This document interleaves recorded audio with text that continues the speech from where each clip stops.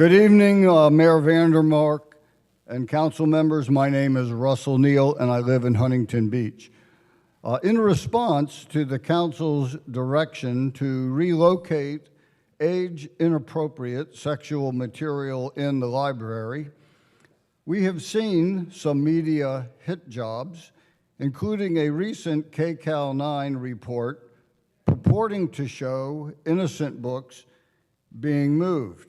It's day one of the library book shuffle in Huntington Beach, which is upsetting to some people in the community. I am completely appalled by what is going on today. At the direction of the Huntington Beach City Council, librarians at the Central Library are starting to sort through thousands of books in the children's section.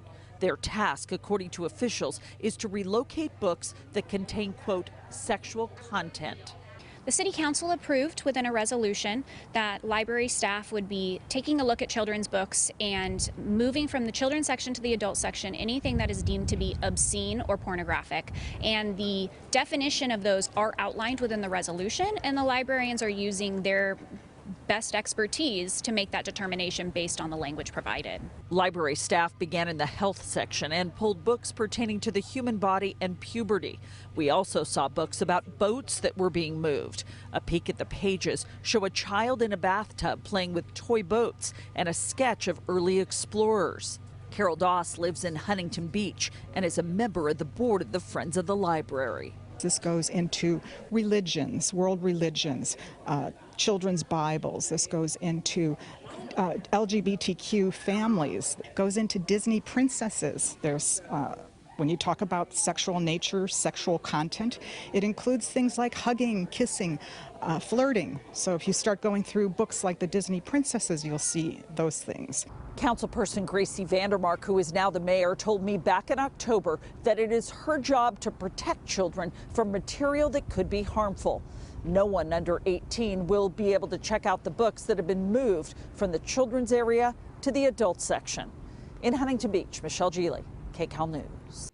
Shockingly, library staff appears to have been involved in creating this false political narrative to embarrass the elected city council and subvert its authority.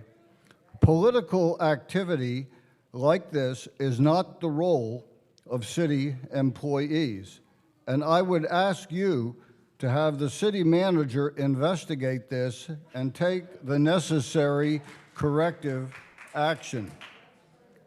Councilmember Moser's item 24 may raise some interesting points, but it's unreasonably excessive in its demands.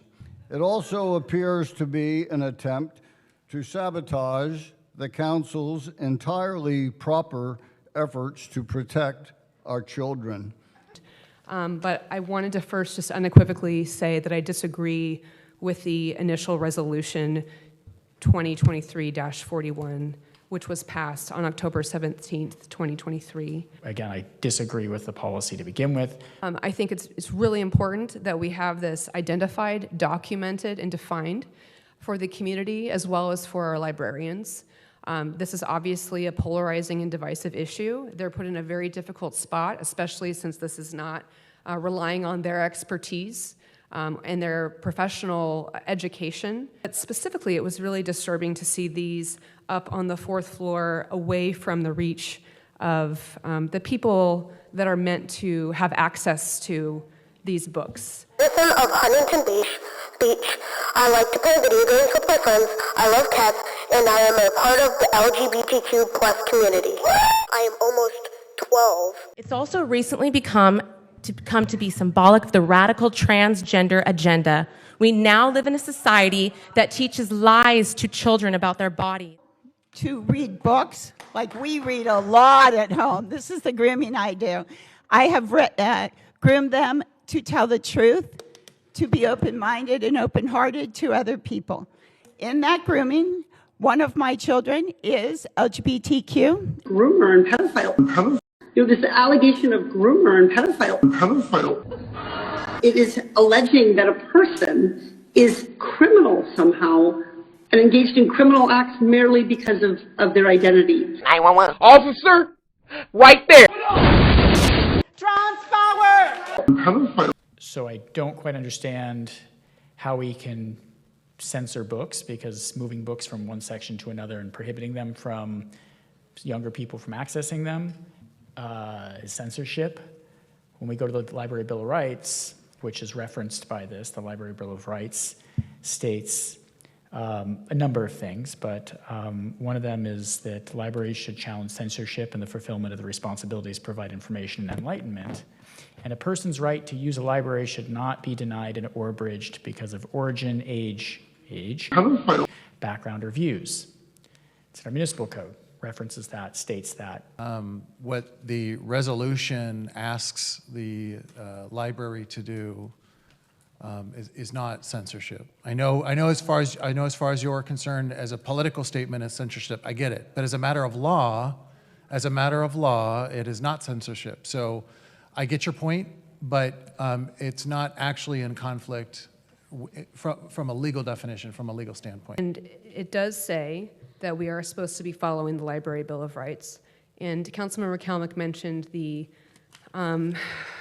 number 5 of that. A person's right to use a library should not be denied or abridged because of origin, age, background, or views. On the Library Bill of Rights, they have interpretation of the Library Bill of Rights. And I highlighted 3 sections that I thought it was important that be read, because that is our municipal code, the law that we're supposed to be following. Access to library resources and services for minors.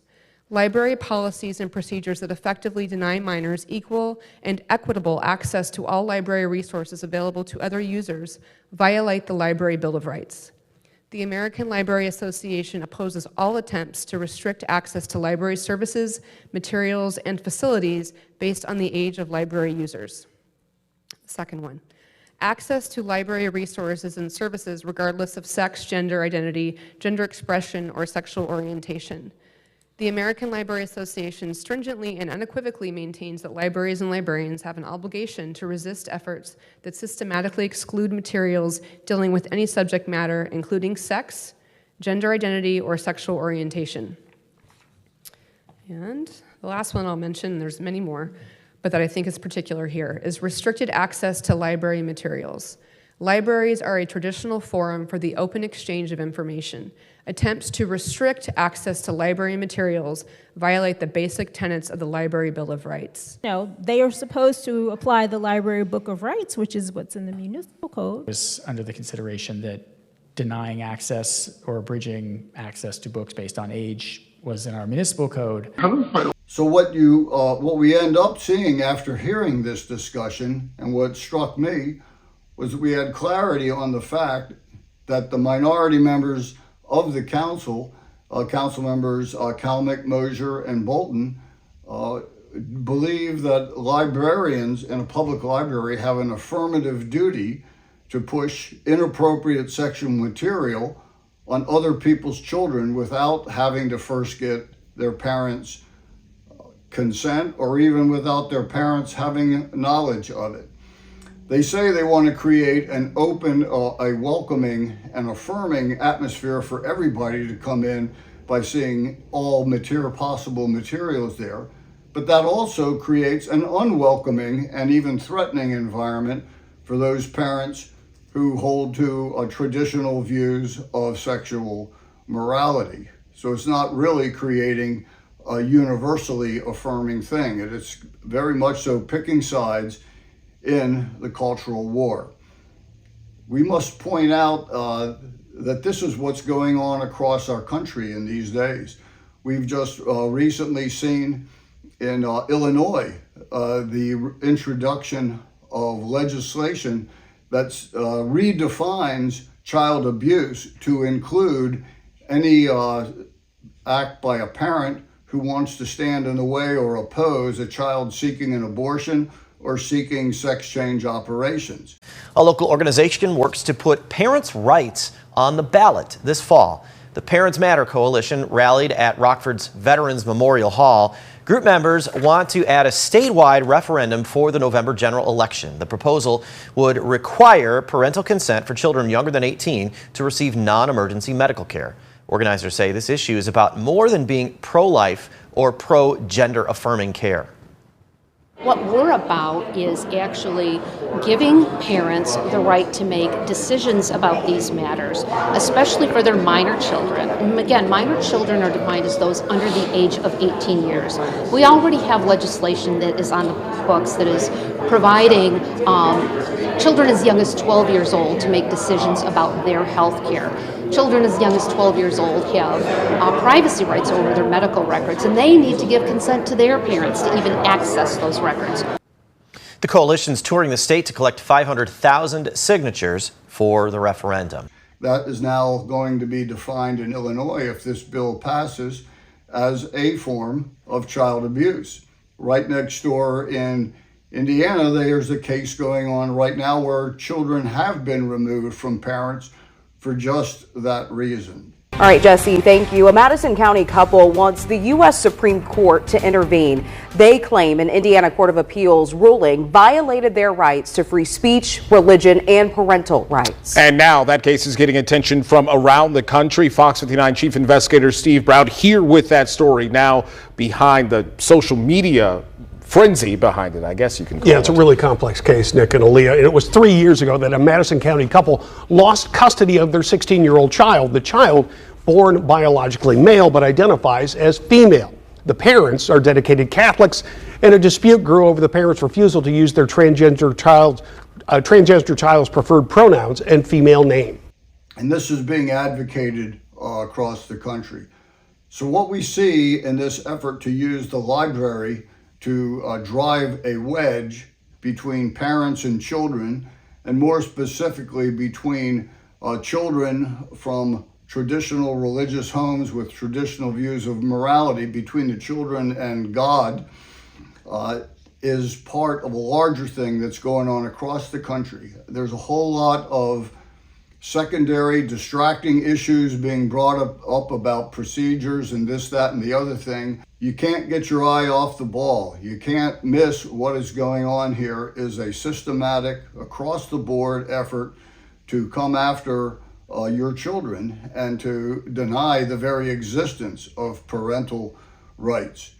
Across the country, at least 150 bills have been filed by Republican legislators targeting transgender Americans this year. Roughly 100 specifically restrict doctors and other providers from offering transition-related health care for minors, even when their parents approve.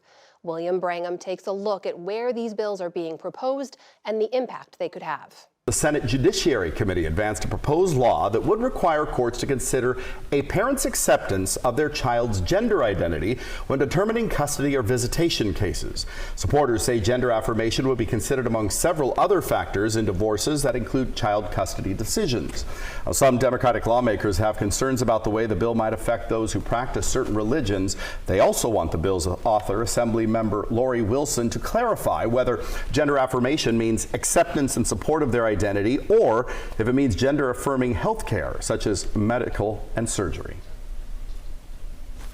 Now, before today's vote, opponents gathered at the state capitol. They called on lawmakers to reject it, saying they're concerned that if this becomes law, a parent who does not support their child's gender choice could be investigated for child abuse. Supporters point out transgender youth are at a much greater risk of depression and suicide, often because they don't feel supported.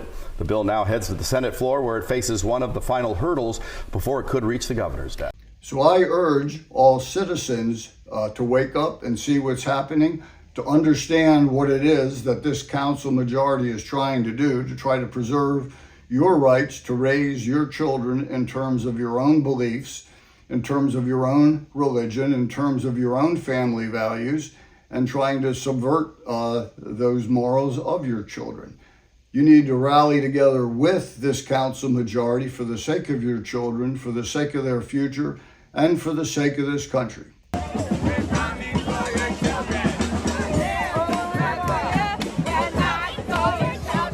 The idea that some sexual material might not be appropriate for youngsters of any age is not within their frame of reference or their philosophy. When you look at the interpretations of the Library Bill of Rights by the American Library Association, they have a section called Minors and Online Activity. In spite of the fact that many parents are concerned about their children being exposed to sexual predation on online forums, this position of the American Library Association, which is supported by our council minority, says, and I quote, "The online environment offers opportunities for accessing, creating, and sharing information. The rights of minors to retrieve, create, and interact with information posted on the internet in schools and libraries are extensions of the First Amendment rights." Good evening. My name is Frank Rodriguez. I'm a 31-year-old gay man pushing back against the hijack agenda of the LGBT Incorporated. I'm the Executive Director of Operations for Gays Against Groomers. The Executive Director of OC LGBTQ Center. My name is Peg Corley. I am the Executive Director of the LGBTQ Center in Orange County. Oversees Q chat spaces. These chat spaces are offered to children and adults. So the person at this podium was actively advocating to groom your children, and they supported it. I personally make this promise to you, the City Council members, each and every one of you. I, as the ED of the Center, Orange County, will be here for you. When your children or your grandchildren come out as LGBTQ, and they may already be LGBTQ, but they don't feel safe telling you that. But I will be here for you. I will provide counsel. I will listen to your fears and your concerns. I will make sure that you have the tools you need to lead and parent with love to support your children. That is a promise. So the person at this podium was actively advocating to groom your children, and they supported it. This is a fact. It doesn't represent you.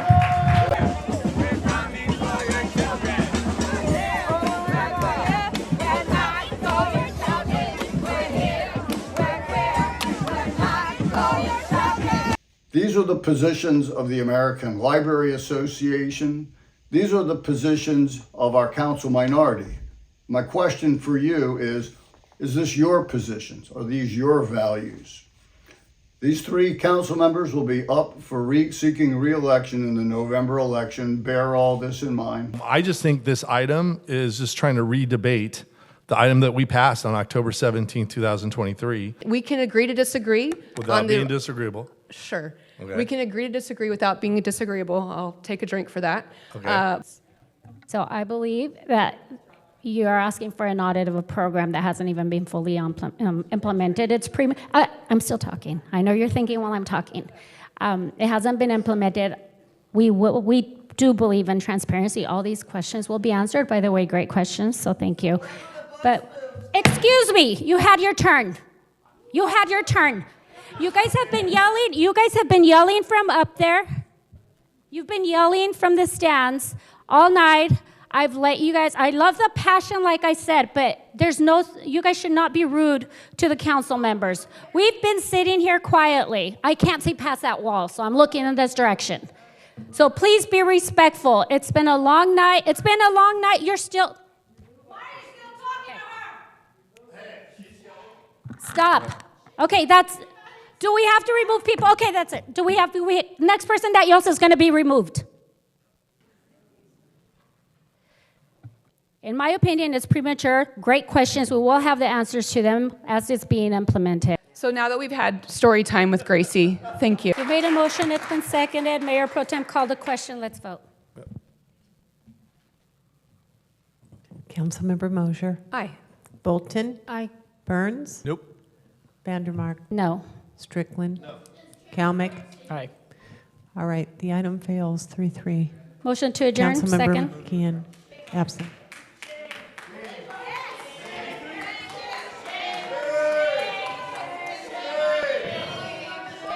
In fighting to protect the most vulnerable among us, you have shown courage and virtue. You are up against some dark, destructive forces, but I urge you to proceed with a firm reliance on the protection of divine providence. Thank you. Thank you.